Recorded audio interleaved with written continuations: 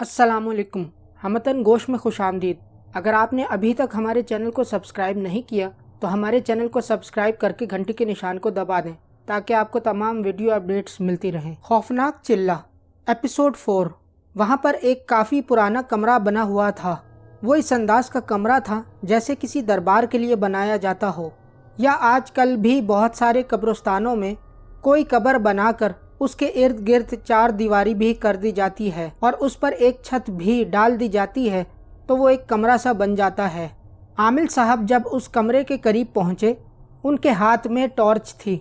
उन्होंने इर्द गिर्द इस अंदाज में देखा जैसे कोई पीछे आ तो नहीं रहा, और जब वो मुतमईन हो गए तो उन्होंने इस कमरे का ताला खोला और दरवाज़ा खोलकर अंदर दाखिल हुए और इसको आवाज़ दी, बशीर अंदर आ जाओ। जैसे ही वो अंदर दाखिल हुए तो बशीर ने देखा कि कमरा काफ़ी बड़ा था। दरवाजे के बिल्कुल सामने कब्र थी और कब्र के साथ वाला जो हिस्सा था वो बिल्कुल खाली था। यहाँ पर एक लाइन के अंदर तकरीबन 4 कब्रें बन सकती थीं।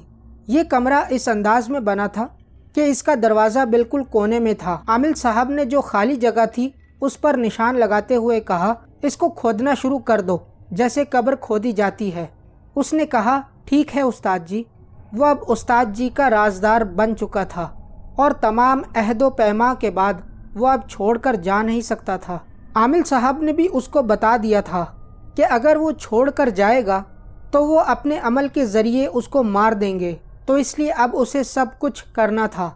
ये तो एक आसान काम था। वो बहुत डरा हुआ था, लेकिन जब पीर साहब ने कहा कि ये कब्र खोदनी है तो उसने खोदना शुरू कर दिया। जब काफ़ी खोद चुका तो आमिल साहब ने कहा, रेस्ट कर लो। यहाँ तक कि जो मिट्टी जमा हो गई थी, आमिल साहब ने उसको कहा कि बाहर फेंक आओ। कब्र खोदने का अमल एक रात में मुकम्मल नहीं हो सकता था। तकरीबन 3 से 4 रातें लग गईं इस कब्र को खोदते हुए। जब 8 फीट तक खुदाई हो गई तो आमिल साहब ने कहा, अब इस तरफ से खोदो। उसने दूसरी तरफ से खोदना शुरू किया, यहाँ तक कि तमाम अतराफ खुल गईं। तो आमिल साहब ने कहा, अब अंदर की तरफ खोदो। वो समझ ना पाया तो उसने फिर कहा, नीचे की तरफ लेके जाना है। यानी अगर ये कब्र 8 फीट नीचे थी तो अब दूसरी तरफ 8 फीट के नीचे खुदाई हो रही थी, इतनी कि 2 अशखास उसके अंदर बैठ सकें। तकरीबन 2 से 3 दिन उस काम में भी लग गए। ये पहली कब्र से भी मुश्किल काम था, लेकिन जैसे तैसे उसने कब्र खोद ली। जिस रात उन्होंने चिल्ला शुरू करना था उससे एक रात पहले जब वो पहुंचे तो कमरे के बाहर आमिल साहब का कोई शागिर्द या कोई मुरीद दिन के वक्त एक लकड़ी का फट्टा रख गया था। जब वो दोनों अंदर दाखिल हुए तो आमिल साहब ने उसको कहा, जब हम इस कब्र के अंदर होंगे तो इस फट्टे के ऊपर थोड़ी थोड़ी मिट्टी डाल देना और इसको उठाकर कब्र के ऊपर रखना है ताकि कब्र छुप जाए। वो दोनों अंदर दाखिल हुए और इस फट्टे को कब्र के ऊपर रख दिया गया कि अगर कोई उस तरफ आ जाए तो उसको वो जगह ज़मीन का ही हिस्सा मालूम हो। उन्होंने कब्र में पढ़ाई की। पहली रात तो कुछ महसूस न हुआ, वो वापस आ गए। अगली रात उसको आमिल साहब ने कहा, कल तुम्हें मुझे किसी इंसान का खून लाकर देना है।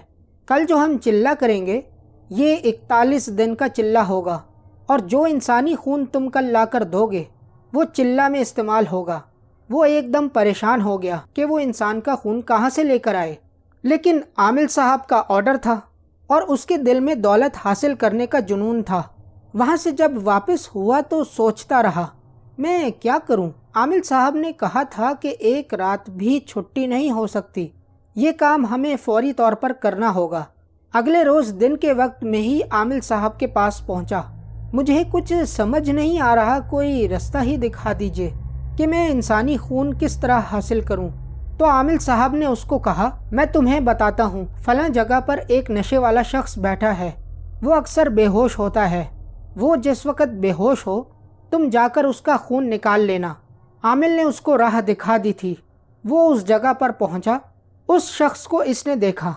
शाम को वो वाकई नशा करके बेहोश पड़ा था, तो उसको समझ नहीं आ रहा था कि उसका खून कैसे निकाले, लेकिन डरते डरते कांपते हाथों के साथ आखिर उसने उसकी उंगलियों वाली जगह के नीचे बर्तन रखा और उसकी 2 उंगलियां बाकायदा काट दी और उसके अंदर से खून निकलना शुरू हो गया। वो जो नशे में धुत पड़ा था वो नशे में बड़बड़ाना शुरू हो गया। اس نے اپنا ہاتھ اس کے منہ پر رکھ دیا اور ان انگلیوں پر کپڑا لپیٹ دیا جو زخمی تھیں۔ اس چلہ کے لیے جتنا خون چاہیے تھا وہ نکال چکا تھا۔ وہ یہ خون عامل صاحب کے پاس لے گیا۔ اس عمل میں جتنا کام اس کا تھا اس نے کر لیا اور عامل نے بھی اپنی پڑھائی کر لی۔ جب وہ عمل مکمل کر چکا تو اس نے خون پر پھونکا، خود بھی پیا اور اس نے بشیر کو اشارہ کیا تو اس نے بھی پی لیا۔ 2 راتیں وہ اسی طرح پڑھتے رہے۔ پھر ایک رات آئی کہ پیر صاحب نے اس سے کہا، اب قبر میں سے ایک مردہ نکال کر لاؤ۔ اس نے پوچھا، عامل صاحب مجھے کیسے پتہ لگے گا کہ اس کے اندر تازہ مردہ ہے یا ڈھانچہ ہے؟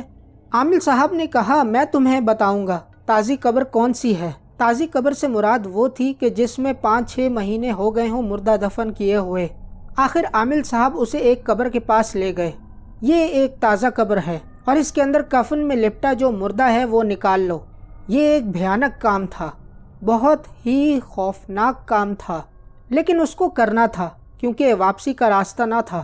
اگر وہ واپسی کے بارے میں سوچتا تو واپسی کے راستے پر موت تھی۔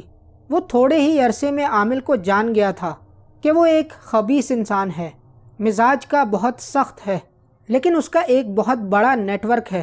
وہ جان گیا تھا کہ اس کو اس کی بات ہر حالت میں ماننی پڑے گی۔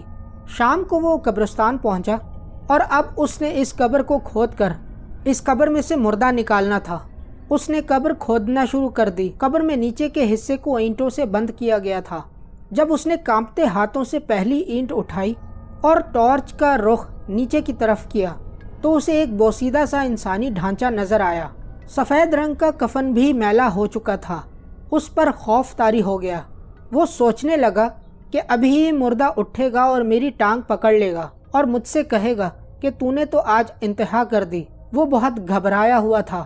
ایک طرف عامل کا خوف اس کے اندر تھا تو دوسری طرف وہی جنون تھا امیر ہونے کا۔ اس کے بعد اس نے باقی اینٹیں بھی ہٹانی شروع کر دیں۔ وہ کانپ بھی رہا تھا۔ اس کو اتنا پتا تھا کہ وہ جس عامل کے ساتھ اس قبرستان میں آتا ہے یہ غیر آباد سا ہے، کوئی آتا ہے، اور وہ اتنا بھی جان چکا تھا کہ یہ قبر عامل کے کسی جاننے والے کی ہے۔ اس کو پتا ہے کہ رات کے اس پہر کوئی نہیں آئے گا۔ اب اس نے اس مردے کو اٹھانا تھا اور وہ ڈر بھی رہا تھا۔ عامل صاحب وہاں پہنچ چکے تھے۔ جب بشیر نے اس مردے کے نیچے ہاتھ ڈال کر اسے نکالا تو وہ بری طرح کانپ رہا تھا۔ اس کو قبر کے عذاب والی تمام باتیں یاد آ رہی تھیں۔ وہ سوچ رہا تھا کہ ابھی کسی طرف سے سانپ بچھو نکلیں گے اور اس پر حملہ آور ہو جائیں گے۔ دھڑکتے دل، کانپتے ہاتھ اور لرزتی ٹانگوں کے ساتھ جب اس نے مردے کو اٹھایا تو اس کا جسم اکڑا ہوا تھا جس سے بہت زیادہ بو پھیلی ہوئی تھی۔ اس نے بڑی مشکل سے اس کو اٹھا کر کھڑا کیا۔ اس کے بعد اس کو گھسیٹا اور اس کو باہر لے آیا۔ مردہ اٹھائے وہ اسی کمرے میں پہنچا اور پھٹا ہٹا کر قبر میں اتر گیا۔ عامل استاد جی نے اس سے کہا کہ اس کفن کو کھولو۔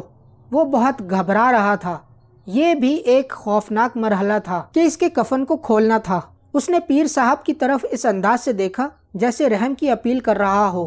اب یہ کام مجھ سے نہ کرائیں، میں ڈر جاؤں گا۔ تو عامل صاحب شاید دوسری دفعہ کہنے کے عادی نہ تھے۔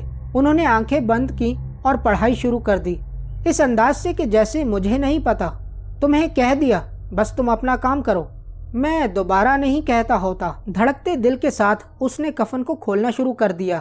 وہ واقعی کافی گل سڑ چکا تھا۔ عجیب سا اس جسم کا حال ہو چکا تھا۔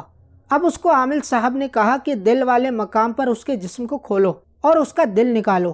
جس کو کفن کھولتے ہوئے اتنا ڈر لگ رہا ہو، کیا دل کھولنا اس کے لیے آسان تھا؟ لیکن استاد جی کا حکم جو تھا، اس نے پھر بھی جسم کے اس حصے کو کاٹنا شروع کر دیا اور اس کے اندر سے باقاعدہ دل دیکھ لیا۔ زندگی میں پہلی دفعہ اس نے اس طرح کسی جسم کو کاٹا تھا جس میں خون کا قطرہ تک نہ تھا۔ وہ خشک ہڈیوں والا جسم تھا۔ دل والی جگہ پر بھی صرف ہڈیاں ہی اسے نظر آ رہی تھیں۔ عامل نے اس کی طرف دیکھ کر اس طرح گردن ہلائی کہ ہاں یہی باہر نکالنا ہے، تو اس نے اسے ہاتھ سے پکڑا اور چھری سے کاٹ کر باہر نکال دیا۔ اب عامل صاحب کچھ پڑھتے تھے اور اس دل پر پھونکتے تھے۔ عامل صاحب نے کہا یہ مردہ یہیں رہنے دو اور آ جاؤ۔ دائرہ کر دیا گیا اور دائرے کے اندر اس دل کو بھی رکھ دیا گیا۔ عامل صاحب پڑھتے رہے اور اس دل پر پھونکتے رہے یہاں تک کہ اس دل کو چبانا شروع کر دیا، جیسے وہ دانتوں سے اس کو چبا رہے ہوں۔ یہ اس سے بھی ایک خوفناک عمل تھا کہ ایک مردے کے جسم کو نکالنا، اس کے دل کو نکالنا اور اس کے بعد دل کو اس طرح چبانا۔ انہوں نے دل چبانے کے لیے بشیر کو بھی دیا کہ تم بھی اس طرح چباؤ، اور اب وہ بھی بیٹھا چبا رہا تھا۔ کیا آپ سوچ سکتے ہیں کہ اس سے زیادہ بھیانک منظر اور کیا ہوگا؟ اس قبرستان میں ہر طرف خاموشی تھی سوائے ایک جھینگر کی آواز کے جو مسلسل شور پیدا کر رہا تھا، یا عامل کا وہ اشارہ جو روشنی میں وہ دیکھتا تھا تو حکم بجا لاتا۔ وہ اسی طرح پڑھتے رہے اور اسی طرح دل کو چباتے رہے۔ جب پڑھائی مکمل ہو گئی تو عامل صاحب نے اس سے کہا چلو باہر۔ اس نے مردے کی طرف یوں اشارہ کیا جیسے منہ ہلائے بغیر سوال کرنا چاہ رہا ہو کہ اس کا کیا کرنا ہے، تو انہوں نے کہا کہ رہنے دو، اور وہ دونوں استاد